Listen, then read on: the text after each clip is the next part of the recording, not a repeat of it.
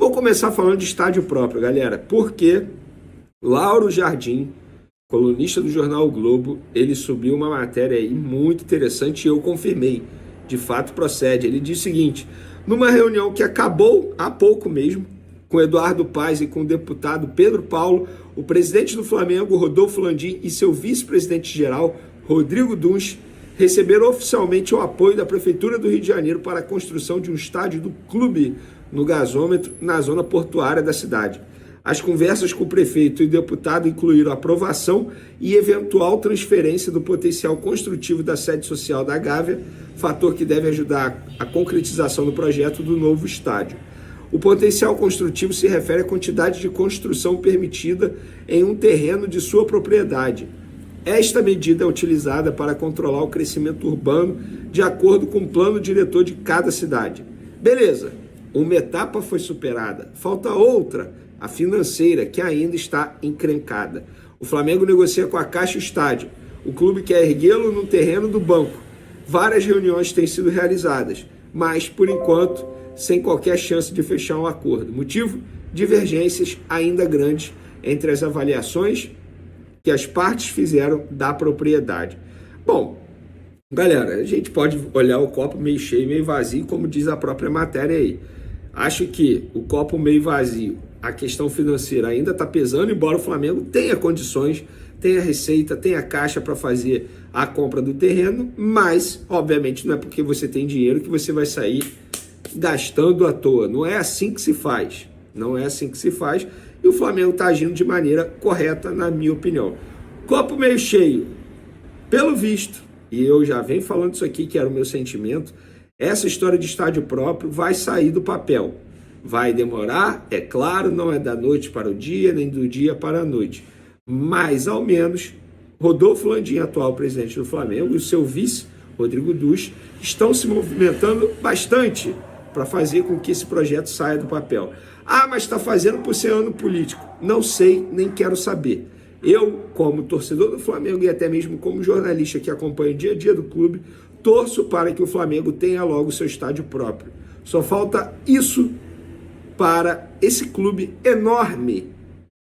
Esse clube é enorme e ele não pode não ter um estádio próprio. É a minha opinião. É óbvio, tem que ter um estádio próprio para chamar de seu e um estádio do seu tamanho, enorme, grande, para tentar aguentar a força da torcida rubro-negra. E eu acho que agora esse projeto vai sair do papel.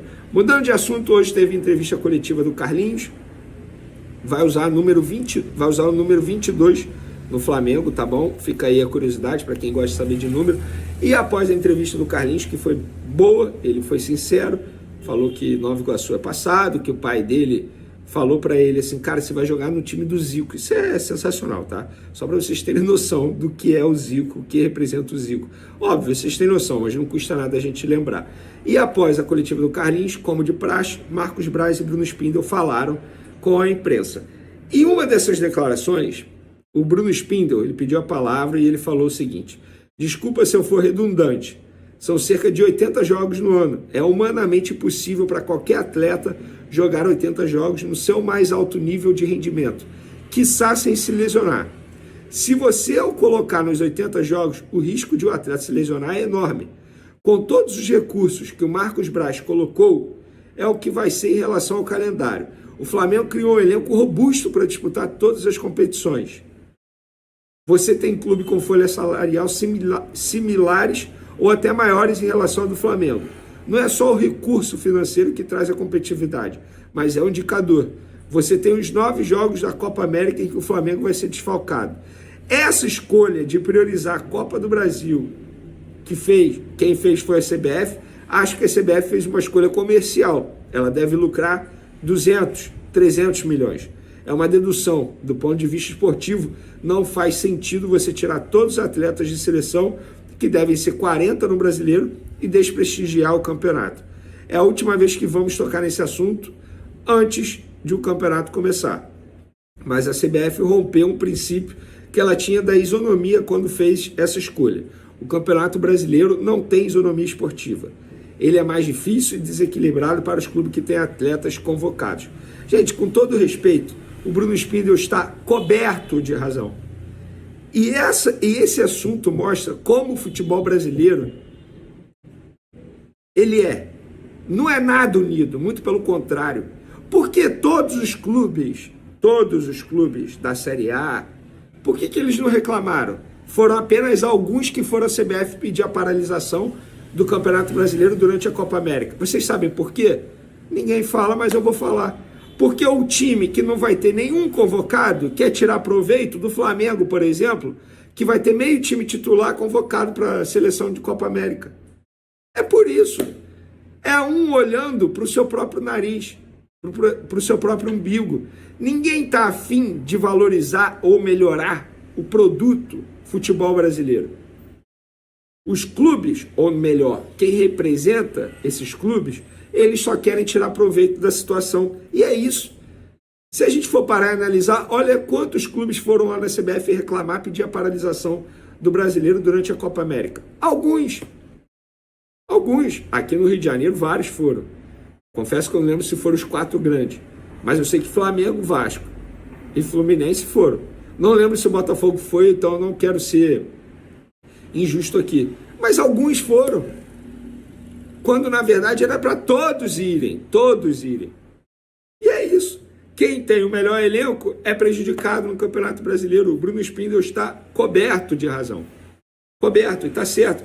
E essa resposta veio porque teve uma jornalista que perguntou ao Marcos Braz sobre a declaração do Tite, dizendo que ia conversar com a diretoria para entender qual é a prioridade, dando a entender que poderia poupar agora no Campeonato Brasileiro. E se poupar, não vai ter nenhum problema, torcedor, não é para reclamar. A sequência de jogos do Flamengo é intensa. O Flamengo vai pegar depois do Atlético Goianiense, São Paulo, Palmeiras. Aí tem Bolívar, fora de casa na altitude. Depois tem Botafogo, clássico regional. É óbvio, vai chegar um determinado momento que o jogador vai ter que ser poupado. Foi o que o Bruno Spindel acabou de falar. E ele, nessa declaração, ele ainda explicou que contra o Nova Iguaçu, no jogo de ida da final do Campeonato Carioca, foi o jogo que os atletas mais se desgastaram fisicamente. Segundo ele, vários jogadores bateram recordes de distância percorrida, velocidade, enfim. Foi um desgaste físico muito grande. Onde eu quero chegar? Que o futebol brasileiro não é unido nem um pouco. É cada um olhando para o seu próprio umbigo, para o seu próprio nariz. E nós, torcedores, jornalistas, nós vamos ver um Campeonato Brasileiro durante 9 rodadas prejudicado. Nível técnico abaixo. Por quê? Porque os jogadores de seleção estarão em suas respectivas seleções durante a Copa América. Para finalizar nosso vídeo, Gerson está totalmente liberado pelos médicos do Flamengo para poder voltar a jogar. Uma baita notícia, estamos no dia 12 de abril. Óbvio, ele de repente vai ter que fazer um trabalho físico para se aprimorar. Não tenho informação se vai viajar para Goiânia para o jogo contra o Atlético Goianiense nesse domingo pelo Campeonato Brasileiro. Não tenho essa informação, mas a boa informação é ele está liberado pela equipe médica. Está recuperado, treinando normalmente. Agora depende do Tite escalar ou não. E eu estou na dúvida, onde o Tite vai colocar o Gerson? Vai brigar por posição com o De La Cruz de segundo volante? Hoje o De La Cruz, na minha opinião, é titular absoluto. Eu colocaria o Gerson para brigar por posição na ponta direita com o Luiz Araújo. Com o De La Cruz ali, não vai ter vaga para o Gerson, não. Não sei o que vocês pensam, quero saber, podem comentar à vontade. A Copa América de ser aquele cara que o Tite gosta, né? Tipo, a referência mesmo lá na frente. Flamengo que deve ser... junto sem saber a história do Gabigol, como é que vai terminar também, né? Sim, fora isso, mas assim, enquanto o Pedro estiver lá, tá, vai jogar o Pedro, mas se o Pedro for para a seleção, o que pode acontecer, tem grande chance, eu acho que o Carlinhos vai ser essa referência. O Flamengo vai perder muitos jogadores, já falamos isso aqui, vamos falar mais para frente ainda, nesta Copa América, né? Muitos estrangeiros. Por sinal, eu não sei se o fã de esporte sabe, este ano, campeonato, atualmente, no Brasil, tem 300 estrangeiros jogando. 147 estão na Série A. O Botafogo tem 10 estrangeiros, gente. O máximo que pode é 9, né? Colocar em campo. Subiu esse ano para 9, né? Era 7, subiu para 9. Há até uma preocupação da Federação Nacional aí, de jogadores, etc. Pensando assim, imagina um time com 9 de um lado, o outro 9. Tem 18 caras estrangeiros em campo, e aí eles defendem que isso poderia prejudicar a evolução do cara brasileiro, que está ali na base, que quer subir, mas enfim, essa é uma discussão que podemos ter em outro dia, em outro programa. Mas vamos ter muitos estrangeiros sim, e o Flamengo, evidentemente, perde 5, 6, 7, sei lá quantos vai perder na Copa América, e aí eu acho que o Carlinhos vai ter uma oportunidade de jogar. A conta do Flamengo é de 5 a 8, dependendo do número de convocados para a seleção brasileirazinho. E eu não sei se o Carlinhos seria contratado caso o Gabriel não tivesse envolvido na questão da fraude do antidoping, né? Pode até ser que sim, porque é a característica, como o Mauro ressaltou. Mas para você, é só na Copa América que ele pode ter essa chance de uma sequência dentro do Flamengo? Porque tá difícil de titular ali, hein? Titular não, né? Ele não é contratado com esse status, né? O futebol tudo pode acontecer, mas não é a primeira ideia que essa contratação acontece. Ela acontece porque o cara fez um campeonato carioca muito bom, né? O Nova Iguaçu não ficou para trás, o Carlinhos. O Nova Iguaçu está na sua vida. Foi o Nova Iguaçu que te deu essa oportunidade. Foi o Nova Iguaçu que te projetou para você ser contratado pelo Flamengo. Você fez por merecer, você fez os gols, mas você estava aí meio que sumido no cenário, né? Eu acho que a colocação dele não foi a melhor. De repente estava nervoso, apresentação, Flamengo, muita imprensa, muita mídia, mas achei que faltou a palavra ideal, né? Ficou para trás, né?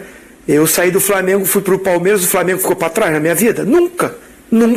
O Flamengo foi meu início de tudo. Faltou gratidão, então, assim, né, Zinho? Quando eu saí do Palmeiras... Faltou. Depois ele, eu sou grato e tal. Vocês não acham que mas é um a palavra usada, trás, acho no que foi sentido ruim. de não vou mais jogar ali? Não sei. Quem sabe? Acho que foi no sentido de falar que a cabeça está no Flamengo agora, né? O Bill saiu do Nova Iguaçu, foi para a base do Flamengo. Do Flamengo ele é vendido para o Nipro. Aí ele volta emprestado para onde? Para o Nova Iguaçu. E é eleito craque do campeonato pelo Nova Iguaçu. Infelizmente agora sofreu uma lesão detectada. O Bill vai passar por cirurgia, vai ficar um período fora. Fez um campeonato maravilhoso, graças à volta dele para o Nova Iguaçu, da onde ele começou. Bom, dito isso, eu acho que o Carlinhos tem todas as condições de se encaixar nesse sistema de jogo do Tite, sim. Ele, olha bem o que eu vou falar, para não deturpar o que eu estou falando. Em característica, ele substitui o Pedro melhor do que o Gabigol. Perfeito. Em característica. Sim. Sim. Por isso Entendeu? foi contratado, exato. Não, mas não tem como o Gabigol deturpar isso que tá o Zinho tá aqui, falando, o Carlinhos não? ainda está aqui. Agora, o Pedro não pode jogar para o estilo de jogo do Flamengo, para o que o Tite gosta, ele encaixa perfeitamente. E outra, hein? É bom jogador, tem boa técnica. E quando você joga com companheiros com qualidade, essa tua técnica até melhora. O Pascoal costuma falar isso. O fulano de tal, ele melhora o companheiro dele do lado dele. O Gustavo Gomes, quando está no melhor, ele melhora o cara que joga do lado dele.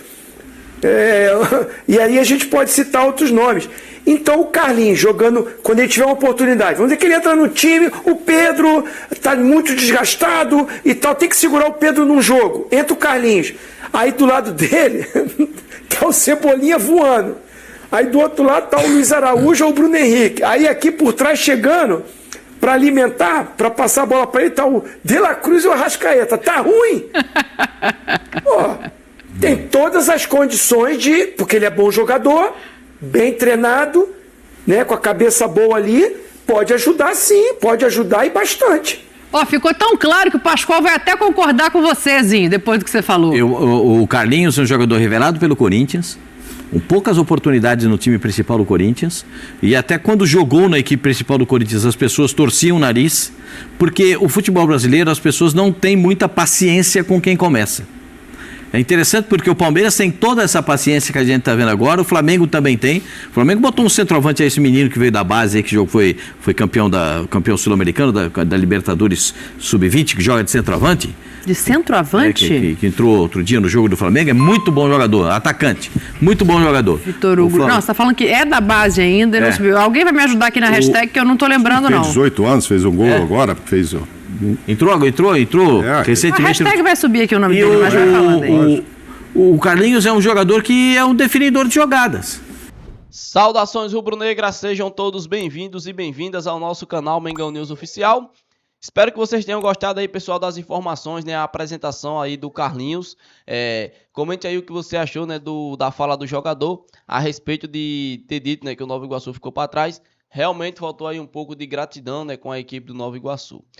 Falando aí sobre o elenco do Flamengo, realmente o Flamengo perde muito nessa Copa América, né, já que tem vários desfalques aí, possivelmente Ayrton Lucas, Fabrício Bruno, tem Pulgar, Dela Cruz, Arrascaeta, Pedro, só aí já foram 6 jogadores desfalcados aí, né, com a camisa do Flamengo, se realmente for chamado para a seleção. O Flamengo praticamente é um dos clubes mais prejudicados por conta da Copa América, junto com o Palmeiras, né, onde tem mais jogadores cedidos aí para seleções. O que você acha a respeito disso? O futebol brasileiro, o Campeonato Brasileiro deveria parar ou não? Ou tá certo em dar continuidade? Deixa aí a sua opinião, que é muito importante, rapaziada. No demais, é isso aí. Essa aqui foi a nossa informação desse sabadão. Espero que vocês tenham gostado. Logo mais, voltarei aí, pessoal, com informações do Flamengo. Assim que sair já a escalação do Flamengo, já vou estar trazendo aqui para vocês, para assim vocês se manterem bem informados das principais atualizações do nosso Mengão. Beleza, rapaziada? E lembrando, deixa o like no vídeo para nós bater a meta de 100 likes. Se você não é inscrito, tem um botãozinho vermelho com o nome inscreva-se. Então já se inscreva no canal, deixa o seu like, ativa o sininho de notificações. Se Deus permitir, mais tarde voltarei com informações do Mengão.